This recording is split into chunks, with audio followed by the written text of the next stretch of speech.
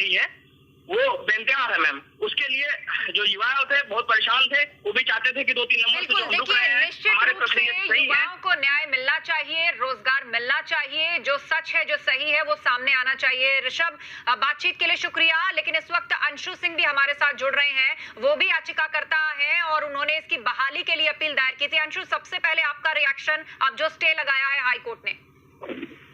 जी ma'am, ये high court की single bench ने आज जो लड़की का प्रकरण से उन्होंने स्टे लगा दिया है और रिजल्ट को शून्य घोषित करते हुए अगले आदेश तक रिजल्ट को ज्यों का त्यों बरकरार रखने के लिए कहा है। और इससे एक एक्सपर्ट यूजीसी की कमेटी गठित करने का आदेश दिया है माननीय न्यायकोर्ट ने, हाईकोर्ट ने, और उसके आधार पर उन्होंने रिजल्ट को घोषित करने की मांग की है। बिल्कुल, कमेटी का गठन किया और इस बार यूजीसी को भी सरकार लूप में लेकर आई है कि अब यूजीसी बताएगा, फैसला करेगा कि जिन चारों प्रश्नों पर सवाल उठाए जा रहे हैं उनका सही जवाब क्या है। कहा यह जा रहा है कि जो सिलेबस में पढ़ाया है वही तो हम जवाब लिखकर आए हैं, तो फिर आखिर ये बवाल क्यों? जी मैम, एक्चुअली समस्या ये है कि कभी कभी एनसीईआरटी के पैटर्न में कुछ दूसरा पढ़ाया जाता है और बेसिक जो यूपीएससी के मतलब बेसिक का जो पैटर्न है इस पे कुछ दूसरे आर्गुमेंट लिखे होते हैं, तथ्य लिखे होते हैं, तो इसकी वजह से कंट्रोवर्सियां आती हैं।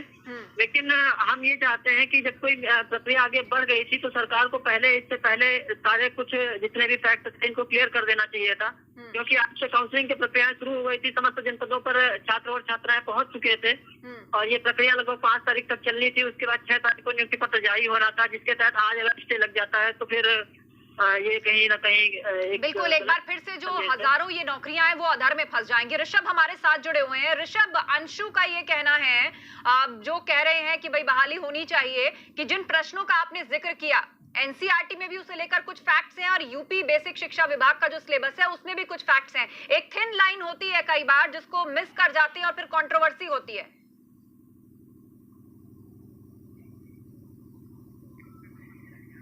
तो लगता है ऋषभ से हमारा संपर्क टूट गया है। तो उस वक्त की बड़ी खबर हम आपको बता रहे हैं कि आखिर ये जो शिक्षक भर्ती मामला है कहां पर पेच फंसा हुआ है। एक एक करके वो तथ्य एबीपी न्यूज आपके सामने रख रहा है। लेकिन बड़ी खबर ये कि ये ऋषभ सिंह है, इस वक्त हम तस्वीर दिखा रहे हैं, याचिकाकर्ता हैं जो हमारे साथ फोन लाइन पर भी जुड़े और उन्होंने कहा कि 4 क्वेश्चंस हैं एक नंबर के और 2 सवाल और उठाए गए थे इसके अलावा, यानी कुल मिलाकर 6 ऐसे सवाल हैं कि जो स्टूडेंट्स 1 या 2 नंबर से पीछे रह गए हैं वहां पर जो आंसर्स वो फाइल करके आए थे सिलेबस के आधार पर जिन्हें गलत करार दिया गया। इसी को लेकर उन्होंने हाईकोर्ट में याचिका लगाई और हाईकोर्ट ने फिलहाल काउंसलिंग का आज पहला दिन था, स्टूडेंट्स काउंसलिंग सेंटर पहुंच चुके हैं, लेकिन फौरन आदेश आता है कि इस पर स्टे लगा दिया गया है, भर्ती प्रक्रिया फिलहाल रुक जाएगी। तो एक बार फिर से 69,000 सहायक अध्यापक भर्ती पर स्टे लग गया है। 1.5 साल हो चुके हैं इस मामले को, अभी तक ये नतीजे पर नहीं पहुंचा। युवाओं की जो एक बड़ी उम्मीद थी बम्पर भर्ती को लेकर, नौकरी को लेकर, सरकारी नौकरी को लेकर, एक बार फिर से वो पसोपेश या यूं कह लीजिए अधर में लटकती नजर आती है। गलत उत्तर वाले प्रश्न हटाने और रिजल्ट को रद्द करने की मांग की जा रही है।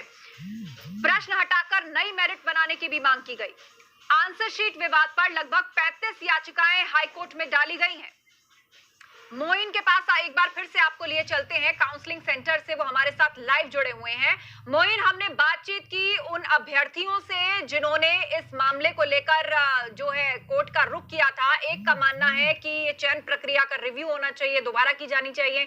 एक का ये मानना है कि सिलेबस एनसीईआरटी और यूपी बेसिक शिक्षा का जो है उसमें अपने हिसाब से तथ्य होते हैं, लेकिन उस फाइन लाइन, उस थिन लाइन को रीड करने की जरूरत है। लेकिन कुल मिलाकर ये 4 प्रश्नों पर फंसा हुआ मामला है और हजारों अभ्यर्थियों का जीवन एक बार कह लीजिए कि अब कितने समय के लिए फिर बीच में अटक गया। जी बिल्कुल, अगर बात करें तो आज से काउंसलिंग की जो प्रक्रिया है वो शुरू होनी थी। इस वक्त हम मौजूद हैं प्रयागराज के काउंसलिंग सेंटर पर। यहाँ की तस्वीरें हम आपको दिखाना चाहेंगे। आज पहले दिन यहाँ 292 अभ्यर्थियों को बुलाया गया था। ये वो कैंडिडेट थे जो दिव्यांग हैं या महिला हैं। आप देख सकते हैं अभी भी तमाम जो कैंडिडेट्स हैं वो बैठे हैं, अपनी काउंसलिंग करा रहे हैं, जो एजुकेशनल सर्टिफिकेट है उसका वेरिफिकेशन करा रहे हैं, जो बाकी डॉक्यूमेंट्स हैं उसको तैयार करा रहे हैं। काउंसलिंग की प्रक्रिया लगातार चल रही है और अब से कुछ देर पहले जब हमने उनको जाकर के बताया कि काउंसलिंग पर हाई कोर्ट ने रोक लगा दी है, तो ज्यादातर कैंडिडेट्स ऐसे थे जो एकदम हैरान रह गए। उनको लगा कि 1.5 साल की मेहनत के बाद आज वो दिन ऐसा था जब उनको सरकारी नौकरी मिलती हुई नजर आ रही थी, यानी एकदम मंजिल के करीब पहुंच करके फिर से जो है उनको एक बड़ा झटका लगा है, उनकी उम्मीदों को, उनके सपनों पर ब्रेक सा लग गया है। तो तमाम ऐसे कैंडिडेट्स को हमने बातचीत भी कराई, हमने दिखाया भी, तस्वीरें भी दिखाई कि जो लोग फॉर्म भर रहे थे, जो कागज तैयार कर रहे थे, वो कुछ देर के लिए रुक गए। हालांकि जो काउंसलिंग है वो अभी यहाँ पर चल रही है, काउंसलिंग रोकी नहीं गई है। जो अधिकारी है उनका कहना है कि जब तक उनको ऑफिशियल तौर पर लखनऊ से शासन की तरफ से कोई निर्देश नहीं आता है तब तक वो काउंसलिंग की प्रक्रिया को जारी रखेंगे। लेकिन जो अभ्यर्थी हैं वो खासे मायूस हो गए हैं और उनका ये कहना है कि 1.5 साल से उन्होंने जो सपने पाल रखे थे, जो उम्मीदें लगा रखी थी, आज मंजिल के करीब पहुंच करके उस पर ब्रेक लग गया है। ऐसा नहीं होना चाहिए, भर्ती प्रक्रिया चलनी चाहिए थी, कोर्ट का फैसला जो भी आता वो उन्हें मंजूर होता। तो साफ तौर पर कहा जा सकता है कि जो काउंसलिंग में शामिल हो रहे थे अभ्यर्थी, प्रयागराज की बात करें तो आज 292 अभ्यर्थी शामिल हुए हैं यहाँ पर और 100% उपस्थिति रही है यहाँ पर। और भीड़-भाड़ हम देख भी पा रहे हैं मोइन की कैसे सभी स्टूडेंट्स जो हैं अपने डॉक्यूमेंट्स वेरीफाई करा रहे हैं, प्रोसेस वहां शुरू हो चुका है। अचानक एकदम से फैसला आता है कोर्ट का कि भाई अब इस पर स्टे है। फिर से एक बार हजारों जो जिंदगियां हैं, उनका रोजगार या ये कह लीजिए कि सरकारी नौकरी का जो सपना था उस पर भी स्टे लग गया। लेकिन मैं फिर से लाना चाहूंगी उसी मुद्दे पर, जिन 4 प्रश्नों की बात करें, कैंडिडेट्स का क्या मानना है? जो पिटीशन लगाई गई है वो ये कि भाई आंसर शीट गलत थी, उनके जवाब हमने सही दिए थे पर उसको गलत करार दिया गया, तो ये भी सेलेक्ट होकर आए हैं। इनका क्या मानना है उन प्रश्नों को लेकर? देखिए जो अभ्यर्थी यहाँ पर है उनका कहना है कि उनके सामने जो सवाल है उन्होंने उसका कोई विकल्प भरा। कोर्ट के आदेश के मुताबिक 3 प्रश्नों पर सबको बराबर नंबर दिए गए, उसके अलावा जो बाकी नंबर थे उनको उन पर जो इस तरह से उन्होंने जवाब दिया उसके आधार पर दिए गए। उनका ये कहना है कि ये कोर्ट का मामला है, ये परीक्षा नियामक प्राधिकारी जिसने परीक्षा कराई थी उसका मामला है, सरकार का मामला है। उनके सामने जो सवाल आया उसका उन्होंने जवाब दिया और एक एक्सपर्ट कमेटी की रिपोर्ट के आधार पर जो आंसर शीट जारी की गई उसको इन्होंने भरा और जवाब दिया। इससे उनका कोई लेना देना नहीं है। अगर गलती किसी की है तो उसका खामियाजा आखिर उनको क्यों भुगतना पड़े।